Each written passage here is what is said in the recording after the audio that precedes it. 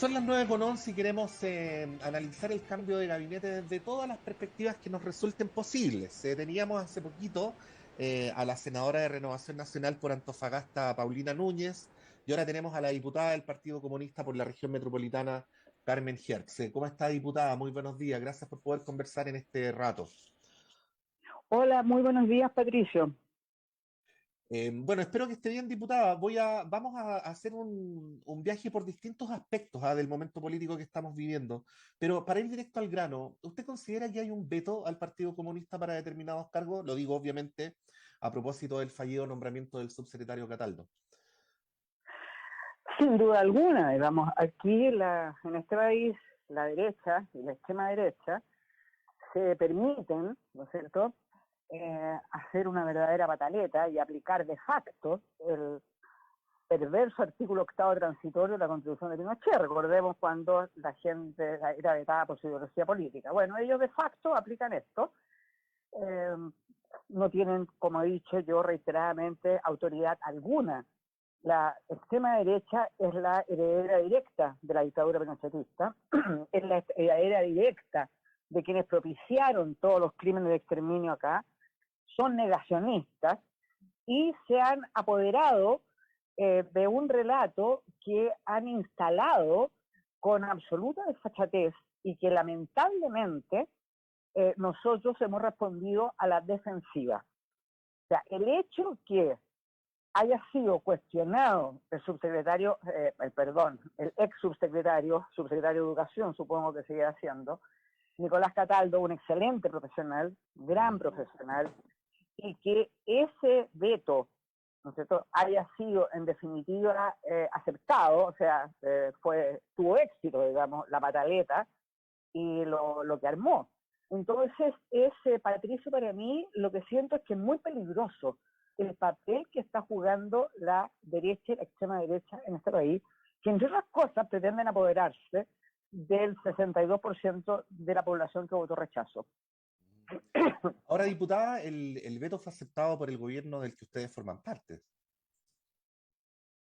Quiero ¿Cómo? decir, Perdón, no le escucho. digo, finalmente el veto fue aceptado por el gobierno del que ustedes forman parte, porque la atribución la tiene el gobierno, más allá de lo que pueda decir la oposición.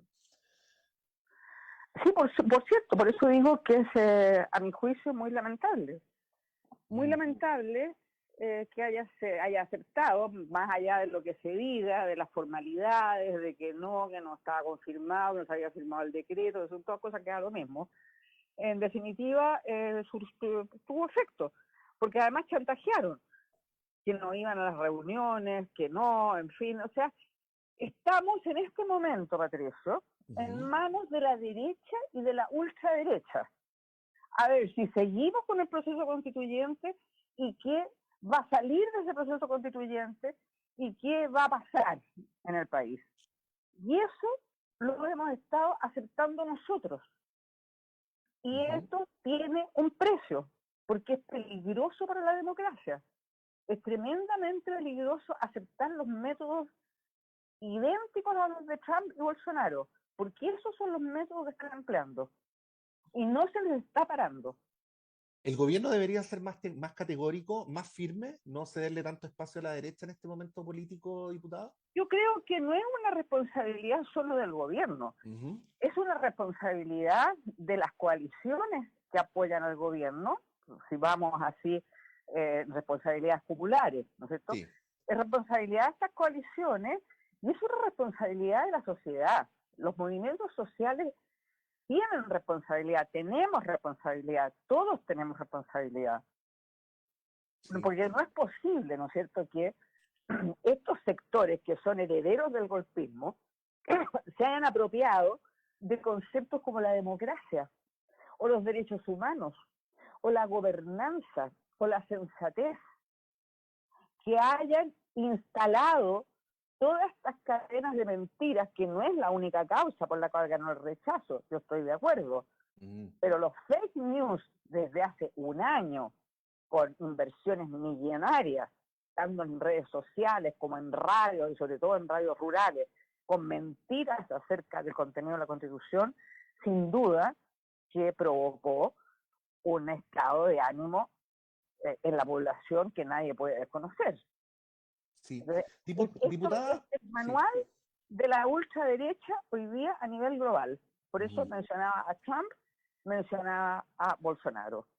Sí, vamos a volver al punto, diputada, pero para cerrar lo anterior, y va a ser la última pregunta que le voy a hacer sobre el punto. Cuando el presidente Boric nombró su primer gabinete, se especuló, y soy bien enfático en que estoy haciendo alusión a una especulación, diputada, que sectores del Partido Comunista o el Partido Comunista no habían quedado conformes con los nombramientos. Recordemos que en aquel entonces se nombró en el gabinete a la Secretaría General de Gobierno con la ministra Vallejo, más trabajo y ciencias. Bueno, lo que tenemos ahora es un subsecretario del Interior comunista que duró una hora en el cargo y que no fue reemplazado por alguien del Partido Comunista, así como salió el ministro de Ciencias y tampoco fue reemplazado por alguien del Partido Comunista. ¿Usted considera que el PC está debidamente representado en el gobierno? ¿Cuál es el análisis que podría hacer sobre ese Perdón, punto? Patricio, usted me dice que salió, ¿quién es subsecretario de Defensa? No, salió subsecretario No, de Defensa, no de las Fuerzas del Armadas. interior. No, Ah, del interior. Sí, me refería a Cataldo y me refería a Flavio Salazar. Sí. eh, mire, Patricio, el Partido Comunista es un partido, en primer lugar, que no ha exigido nunca cargos, ni está en los gobiernos, ni forma parte de las coaliciones de gobierno por repartija de cargos, jamás. Ujú. Eso no lo puede decir nadie. Ningún gobierno del cual hemos formado parte ha sido esa nuestra intención, y por el contrario, no. La historia del Partido Comunista es otra. Lo que le interesa al Partido Comunista es otro. El Partido Comunista representa a un sector de la población, que sabemos muy bien cuál es, el sector popular. Lo ha representado durante más de 100 años. Y esto que ocurrió ahora, sin duda que provoca un malestar en la... Yo diría un malestar, pero no solo en el activo comunista. Yo he escuchado, digamos, muchas personas que conocieron y que conocen por la razón personal a Cataldo, lo califican de forma excelente, la molestia por esto. Y más allá incluso de las condiciones o del nombre de Nicolás Cataldo, está el hecho. Y el hecho creo que ha provocado molestia en muchos sectores afines al gobierno, porque no puede ser de otra manera. Estamos conversando a esta hora de la mañana con la diputada Carmen Gers. Diputada, bueno, estamos todos tratando de procesar el resultado, ¿ah? Probablemente usted ha estado en el mismo propósito. ¿Por qué ganó el rechazo y de una manera tan categórica? ¿Cuál es su explicación, ya habiendo transcurrido un par de noches desde el día de la elección? Patricio, bueno, reflexionando, yo creo que es multicausal, son muchos los factores que confluyeron, porque uno puede decir, en 6 meses, ¿no es cierto?, no hemos farreado un estallido social que nadie puede desconocer, una revuelta popular, ¿no es cierto?, y sucesivos triunfos electorales que hubo. Bueno, yo le diría en primer lugar, pero no porque los priorice, sino que por lo que se me ocurre, está lo que le señalé antes, la campaña desatada desde que se instaló la convención. Desde que se instaló la convención, contra la convención y contra, desde finalmente el texto, pero antes del texto con las normas que eran discutidas y que eran señaladas como que se habían aprobado tal y cual, que no eran mentiras. Aprovecharon, por supuesto, conductas excéntricas, extravagantes e inapropiadas de algunos convencionales que le hicieron un daño enorme a la convención y que, por cierto, fueron portadas de todos los medios. Ahora, esta campaña desatada de la derecha, en primer lugar, contra la convención, fue gracias a la hegemonía mediática que tiene. Porque si no, no lo habrían hecho, no lo iban a hacer en volantes. La hegemonía mediática les permitió hacer esta campaña que era de la mañana a la noche. De la mañana a la noche. Y como digo, ayudaron conductas extravagantes, ayudaron también discusiones sobre algunas tesis que se pretendieron instalar en la Constitución y que finalmente no fue así, pero que eran maximalistas y extravagantes. Pero en definitiva no fue así. Pero más allá del contenido del texto, porque la verdad, Patricio, que creo que muy poca gente leyó la Constitución, esta es una Constitución que tendrá, como todos, algunos defectos, pero una Constitución muy moderna. ¿Y moderna en qué sentido? En el sentido que abarca aquellos problemas de la agenda global hoy día, de la agenda en el mundo. Y eso es notable, y así lo han reconocido, pero muchos expertos de los más diversos pelajes a nivel internacional. Uh-huh. El contenido moderno que abarca, como le digo, estos temas globales, y sobre todo da un giro al carácter del Estado, para ser un Estado social de derecho. Pero, en definitiva, el texto mismo no fue leído. Entonces quedaron 2 o 3 ideas tremendamente equivocadas y falsas respecto de la Constitución, y básicas. Uh-huh. Que la vivienda no era propia, que no se iba a poder elegir colegios, que los padres no iban a poder tener tutela en la educación de los hijos, que no iban a haber listas de espera horrorosas en los servicios de salud porque no iban a haber prestaciones voluntarias, privadas. Sí. Entonces, así eso, por una parte. Y la incapacidad nuestra para contrarrestar. Claro, porque en esa línea... No tuvimos una estrategia para contrarrestar, porque la hegemonía mediática de la derecha es algo conocido, no es una sorpresa. No, claro. Ahora, lo que es realmente paradójico, uno, si lo tratara de analizar racionalmente, no podría hacerlo, sin embargo, tenemos que intentarlo, es que se supone que esta propuesta de nueva constitución fue escrita para los sectores, para que los sectores que han estado históricamente desposeídos tengan una cautela constitucional de derecho. Pues bien, el rechazo arrasó por encima del promedio nacional en las comunas más pobres. Era una constitución que garantizaba derechos a los pueblos indígenas. Bueno, arrasó por sobre el promedio nacional el rechazo en las comunas indígenas. Defendía los derechos de la naturaleza y el rechazo arrasó en las comunas llamadas zonas de sacrificios como Petorca, Quintero, Puchuncaví, etc.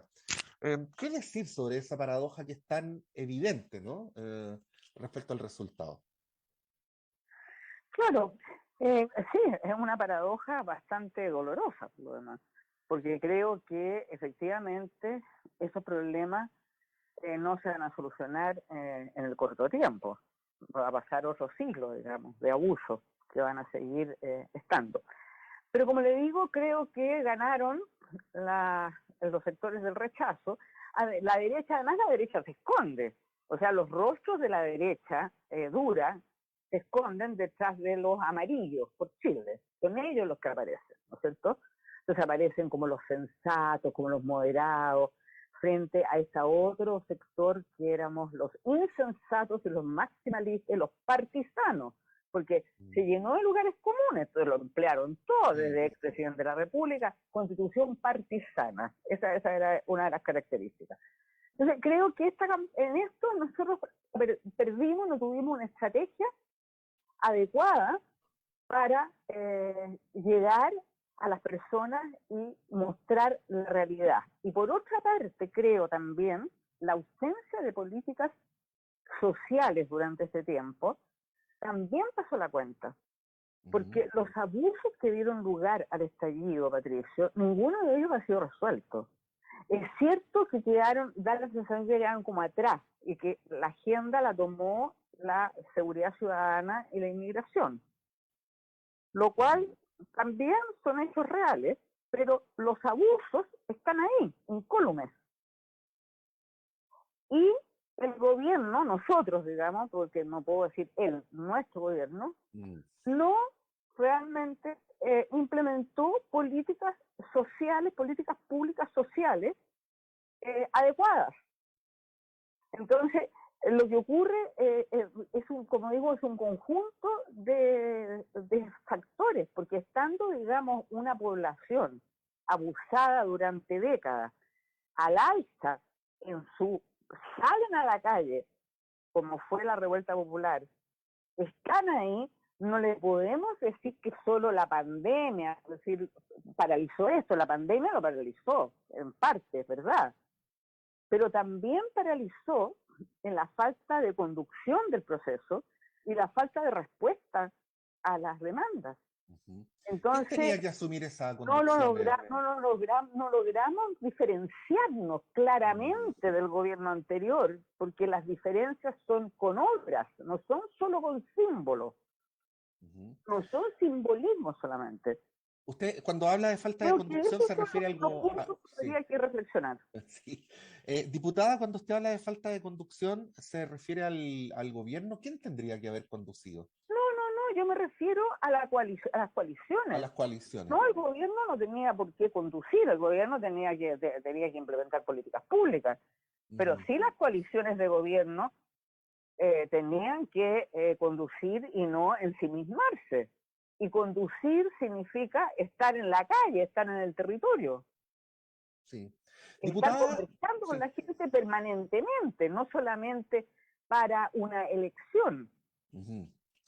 Y en el territorio usted veía, sí, no quiero ser majadera, los Sí. comunistas estaban todos en la calle.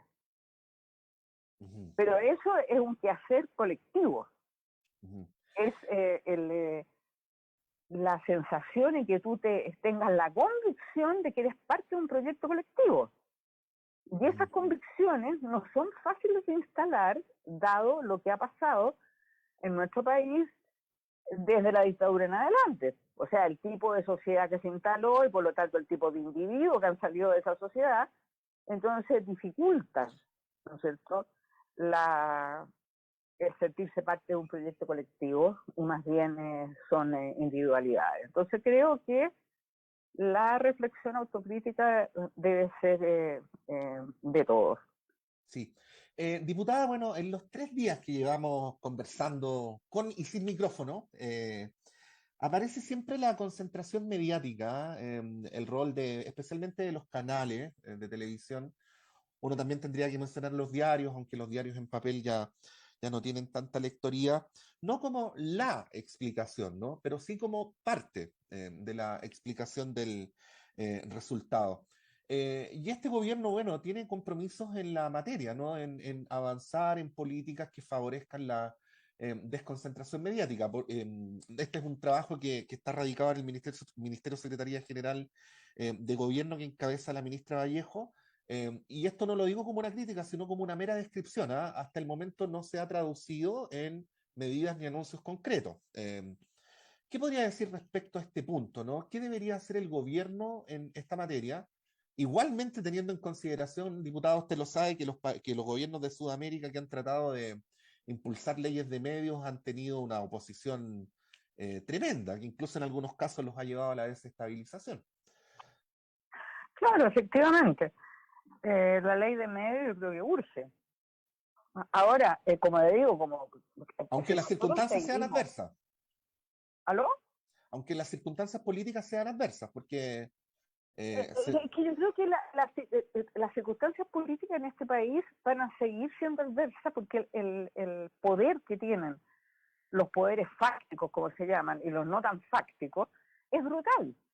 Entonces, si nosotros vamos a vivir a la defensiva, bueno, no haremos nunca nada, porque yo para mí es muy extraño que Televisión Nacional, por ejemplo, siga teniendo el sesgo editorial que tiene. Que o sea, es un escándalo y lo sigue teniendo. Entonces, no hay ni siquiera la posibilidad de hacer cambios en los equipos periodísticos, porque eso, la derecha, y no solo la derecha, sino que todo lo que circula alrededor del relato de la derecha, ponen el grito en el cielo, arman un escándalo y las cosas se retrotraen. Entonces, claro, si no tenemos medios que informen, porque aquí en este país el derecho a la información no existe, no existe el derecho a la información. No es una población informada, no puede ser informada con noticiarios que parecen magazines, no son noticiarios. Fíjense qué raro, se terminaron los portonazos y los crímenes con que se abrían los matinales todas las mañanas. Yo no sé si han habido también estos atentados en la macrozona sur desde que ganó el rechazo. Entonces estamos llenos de montajes que no son denunciados. Yo de verdad, Patricio, le digo, es decir, el momento en que estuvimos, digamos, en que se colmó la paciencia de una sociedad fue para la revuelta popular. Y la revuelta popular, claro, vino con varios problemas negativos, por supuesto. ¿Quién va a apoyar vandalización de locales comerciales, en fin? Ahora, en las revueltas populares, cuando tú no tienes tampoco una conducción política clara, se producen situaciones de caos. Entonces, pero tampoco se entra a señalar eso. Tampoco, sino que se estigmatiza toda la revuelta popular, todas las manifestaciones, todo está estigmatizado. Todo ahora se transforma en el, comillas, octubrismo, cierre de comillas, y pasa a ser una muletilla de medio clase política en este país, el octubrismo. Y entonces salen los señores sensatos, algunos salen de los sarcófagos, por supuesto, los sensatos contra el octubrismo. Y eso habrá que sentarse y reflexionar y hablar con la gente, quienes realmente representamos o pretendemos representar al mundo popular y no a otros sectores de la población. Diputada Carmen Hertz, como siempre le queremos agradecer por esta conversación. Que tenga un buen día. Muchas gracias a ustedes por el contacto. Adiós, Patricio. Que esté bien, diputada. Bueno, ahí escuchábamos a la diputada Carmen Hertz, diputada del Partido Comunista por la región metropolitana, haciendo sus planteamientos respecto a este escenario político en lo que todo está entremezclado, el resultado del plebiscito, el cambio de gabinete, las políticas públicas de los próximos meses, y así sucesivamente. Bueno, son las 9:32, vamos a ir un breve alto y continuamos con las conversaciones en este día miércoles en Radio Análisis.